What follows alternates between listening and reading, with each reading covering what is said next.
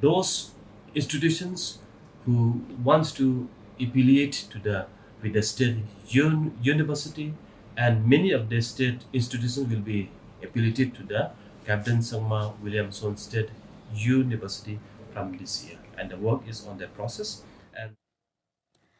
Kaki isu kalapan pawai ke jing sngo Kyndit halor ke jing Phah ke Sorkar jela ban Pyniasoh ya barok ki college hage jela ber ke Captain Williamson Sangma State University kumala paw hagilat pathai kubor.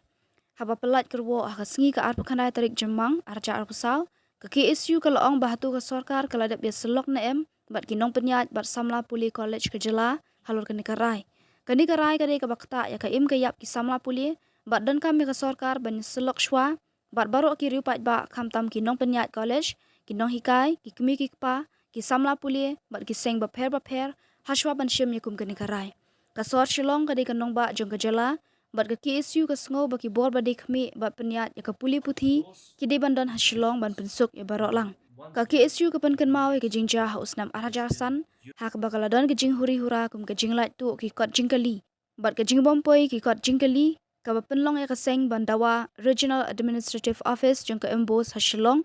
ka balapoi haudu uput jong ka jinga kan at ka bajur ha ka bada ki phongut ki samla khasi kenthop ki dokot ke KSU ke la shakem bat men saujur ha ka jinga khi ka jingwan jong ka Regional Office jong ka embos ha Shillong bakhle do Executive Director